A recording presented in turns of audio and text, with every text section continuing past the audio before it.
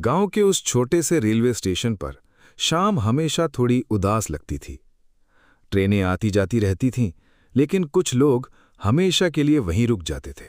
आरव भी उन्हीं में से एक था। हर रोज शाम 6 बजे वो उसी टूटी हुई बेंच पर बैठता, हाथ में पुरानी डायरी लिए, जैसे किसी का इंतजार कर रहा हो। लोग कहते थे वो पागल हो गया है, पर सच्चाई कोई नहीं जानता था। 3 साल पहले आरव एक साधारण लड़का था, मेहनती, शांत और अपने सपनों में खोया रहने वाला। उसका सपना था अपने गांव से निकलकर कुछ बड़ा करना, लेकिन उसकी दुनिया तब बदल गई जब एक दिन उस स्टेशन पर उसकी मुलाकात हुई नैना से। बारिश का मौसम था, ट्रेन लेट थी और प्लेटफॉर्म पर सिर्फ 2 लोग थे, आरव और नैना। नैना शहर की लड़की थी, खूबसूरत, आत्मविश्वासी और आंखों में अजीब सा दर्द लिए। जब तेज बारिश शुरू हुई तो नैना भागकर उसी बेंच के नीचे आकर बैठ गई जहां आरव पहले से था। तुम यहां रोज आते हो? नैना ने अचानक पूछा। आरव थोड़ा हिचकिचाया। हाँ, शायद आदत हो गई है। नैना मुस्कुराई। अजीब हो तुम। और वहीं से शुरू हुई एक ऐसी कहानी जिसे वक्त भी मिटा नहीं पाया। धीरे धीरे दोनों रोज मिलने लगे। नैना अपने शहर की बातें करती और आरव अपने छोटे छोटे सपनों की। एक दिन नैना ने पूछा, अगर तुम्हें मौका मिले तो क्या तुम सब छोड़कर शहर जाओगे? आरव ने बिना सोचे जवाब दिया, अगर तुम साथ हो तो कहीं भी चला जाऊंगा। नैना ने पहली बार उसकी आंखों में देखा और कुछ पल के लिए चुप हो गई। उस दिन हवा में कुछ अलग था, जैसे दोनों को अपनी किस्मत का अंदाजा हो चुका था। लेकिन हर कहानी इतनी आसान नहीं होती। नैना के पास एक राज था, एक ऐसा सच जो अगर सामने आ जाता तो सब कुछ खत्म हो सकता था। और वो सच आरव से जुड़ा हुआ था। एक रात नैना अचानक घबराई हुई स्टेशन पर आई। उसकी सांसें तेज थीं और आंखों में डर साफ दिख रहा था। आरव, हमें अभी यहां से जाना होगा, उसने जल्दी से कहा। क्यों, क्या हुआ? आरव ने पूछा। नैना ने चारों तरफ देखा, जैसे कोई उनका पीछा कर रहा हो। वो लोग मुझे ढूंढ रहे हैं। अगर उन्होंने हमें साथ देख लिया तो तुम्हारी जान भी खतरे में पड़ जाएगी। आरव समझ नहीं पाया। कौन लोग? और तुम मुझसे क्या छुपा रही हो? नैना की आंखों में आंसू आ गए। मैं वो नहीं हूं जो तुम समझते हो। तभी दूर से कुछ गाड़ियों की आवाज आई। नैना का चेहरा सफेद पड़ गया। वो आ गए। उसने आरव का हाथ पकड़ा और अगर मुझसे सच में प्यार करते हो तो आज मुझसे कोई सवाल मत पूछना, बस मेरे साथ चलो।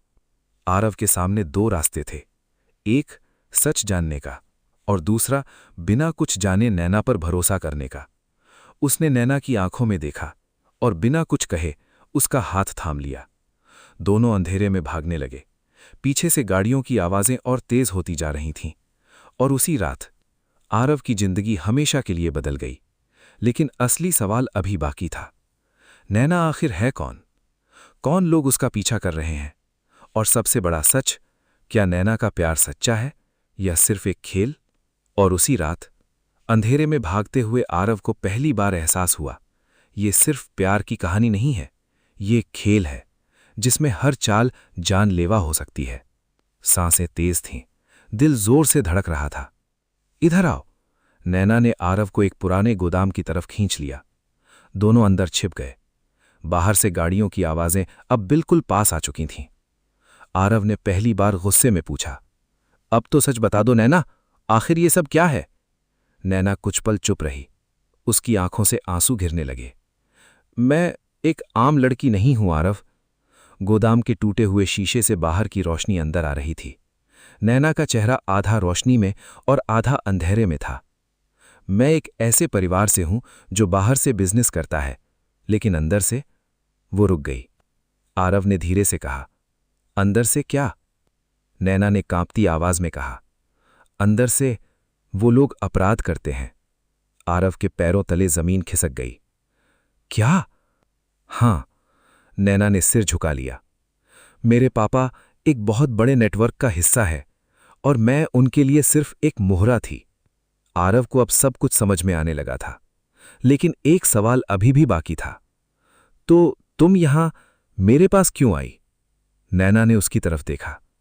क्योंकि पहली बार मुझे किसी ने बिना किसी मतलब के चाहा। उसकी आवाज भर आ गई। मैं उस दुनिया से भागना चाहती थी, लेकिन अकेले नहीं कर पाई।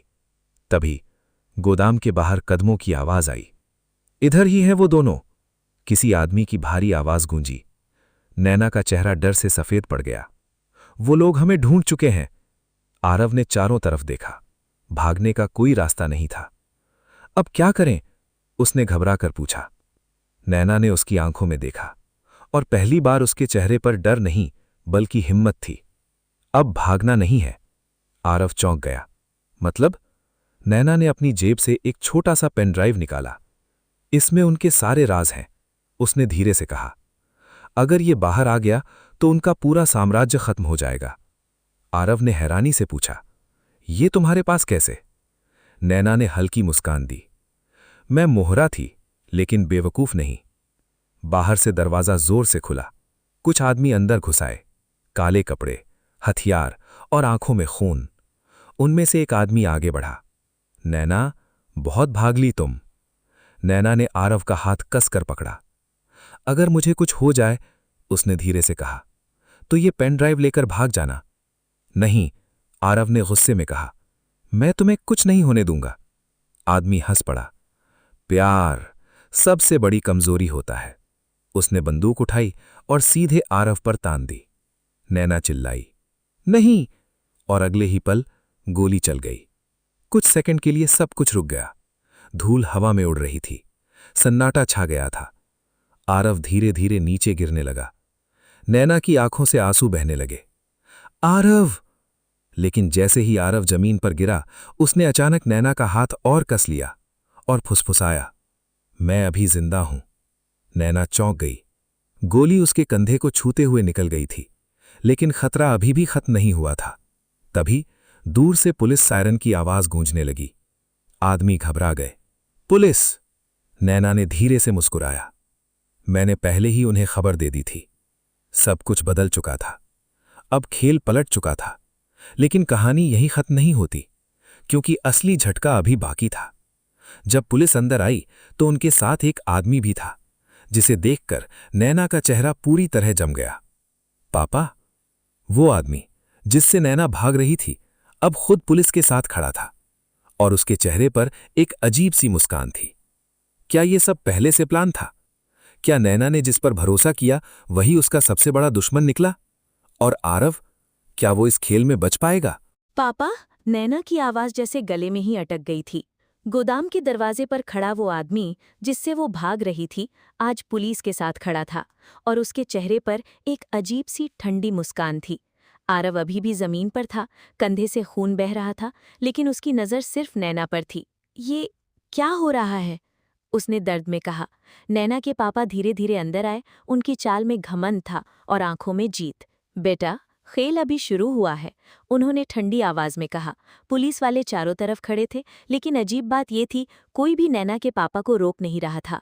तभी आरव को समझ आया, ये सब मिले हुए हैं, उसने धीरे से कहा। नैना के पापा हल्के से हंसे। स्मार्ट हो तुम, लेकिन उतने नहीं। उन्होंने नैना की तरफ देखा। मैंने तुम्हें हमेशा कहा था, इस दुनिया से भागना नामुमकिन है। नैना की आंखों में आंसू थे, लेकिन इस बार डर नहीं था। आप गलत है पापा, उसने धीरे से कहा। सभी हैरान रह गए। नैना ने अपनी मुट्ठी खोली जिसमें वो पेन ड्राइव था, लेकिन इस बार उसकी आंखों में एक अलग ही आत्मविश्वास था। ये सिर्फ एक कॉपी है, नैना ने कहा। असली डेटा मैं पहले ही भेज चुकी हूँ। गोदाम में सन्नाटा छा गया। नैना के पापा का चेहरा पहली बार बदल गया। क्या मतलब? तभी बाहर से तेज आवाज आई और अचानक पूरे गोदाम को चारों तरफ से असली पुलिस ने घेर लिया। इस बार सब कुछ असली था। सायरन, हथियार और कानून। एक सीनियर ऑफिसर अंदर आया। आपका खेल खत्म हो चुका है, उसने नैना के पापा से कहा। नैना के पापा गुस्से में चिल्लाए, तुमने मुझे धोखा दिया। नैना की आंखों में आंसू थे, लेकिन आवाज मजबूत थी। नहीं पापा, मैंने बस सही रास्ता चुना। आरव ये सब देखकर हैरान था। जिस लड़की को वो बचाने की कोशिश कर रहा था, वो खुद सबसे मजबूत निकली। पुलिस ने नैना के पापा और उनके आदमियों को गिरफ्तार कर लिया, और धीरे धीरे वो काला सच जो सालों से छुपा हुआ था, अब दुनिया के सामने आने लगा। कुछ दिन बाद अस्पताल का कमरा, खिड़की से आती हल्की धूप। आरव बेड पर लेटा था और नैना उसके पास बैठी थी। तुम ठीक हो जाओगे, नैना ने धीरे से कहा। आरव मुस्कुराया। तुमने मुझे बताया क्यों नहीं कि तुम इतनी खतरनाक हो? नैना हंस पड़ी। अगर बता देती तो क्या तुम मुझसे प्यार करते? आरव ने बिना सोचे कहा। शायद नहीं। फिर कुछ पल रुक कर, लेकिन अब मैं तुम्हें और भी ज्यादा चाहता हूं। नैना की आंखों में आंसू आ गए, लेकिन इस बार वो आंसू दर्द के नहीं थे। अब क्या? आरव ने पूछा। नैना ने खिड़की के बाहर देखा। अब हम एक नई जिंदगी शुरू करेंगे, जहां कोई डर नहीं होगा। आरव ने उसका हाथ पकड़ा। और इस बार कोई हमें अलग नहीं कर पाएगा। दोनों मुस्कुरा दिए, लेकिन कहानी का असली अंत अभी बाकी था। कुछ महीनों बाद आरव फिर उसी रेलवे स्टेशन पर बैठा था, लेकिन इस बार उसके चेहरे पर सुकून था। एक ट्रेन आकर रुकी और उसमें से नैना उतरी। दोनों एक दूसरे को देखकर मुस्कुराए, जैसे कोई अधूरी कहानी अब पूरी हो चुकी हो। लेकिन जैसे ही नैना पास आई, उसके फोन पर एक मैसेज आया। नैना का चेहरा अचानक गंभीर हो गया और उसने धीरे से फोन छुपा लिया। आरव ने पूछा, क्या हुआ? नैना मुस्कुराई। कुछ नहीं, लेकिन उसकी आंखों में फिर से वही पुराना डर लौट आया था। क्या सच में सब खत्म हो गया था, या ये सिर्फ एक नए खतरे की शुरुआत थी? कुछ नहीं, नैना ने मुस्कुराते हुए फोन जेब में रख लिया, लेकिन इस बार उसकी मुस्कान आंखों तक नहीं पहुंची थी। आरव ने हल्के से उसका हाथ पकड़ा। तुम मुझसे कुछ छुपा रही हो। नैना ने उसकी तरफ देखा, कुछ पल चुप रही, फिर बोली, हर सच सही समय पर ही बताया जाता है। हवा में फिर वही बेचैनी लौट आई थी। जिस डर से दोनों बाहर निकल चुके थे, वो जैसे फिर उनके पीछे खड़ा था। उस रात नैना अपने कमरे में अकेली बैठी थी। फोन बार बार उसके हाथ में आ रहा था और वही मैसेज। उसने हिम्मत करके रिप्लाई किया, तुम कौन हो? कुछ सेकंड, फिर एक नया मैसेज आया। जिसे तुमने खत्म समझा वो बस शुरुआत थी। नैना का दिल जोर से धड़कने लगा। क्या पापा के अलावा भी कोई है? अगली सुबह आरव हमेशा की तरह स्टेशन पर उसका इंतजार कर रहा था, लेकिन आज नैना नहीं आई। पहले 1 घंटा, फिर 2 घंटे। आरव की बेचैनी बढ़ने लगी। तभी एक छोटा सा लड़का उसके पास आया। भैया, ये आपके लिए है। उसने एक लिफाफा दिया और बिना कुछ कहे भाग गया। आरव ने कांपते हाथों से लिफाफा खोला। अंदर एक फोटो थी, नैना कुर्सी से बंधी हुई और उसके पीछे एक नकाबपोश आदमी खड़ा था। नीचे एक लाइन लिखी थी, अगर उसे बचाना है तो अकेले आना। आरव की आंखें गुस्से से भर गईं। इस बार मैं किसी को नहीं छोड़ूंगा। लोकेशन एक पुरानी फैक्ट्री की थी, शहर से दूर, जहां सिर्फ सन्नाटा था। आरव वहां पहुंचा।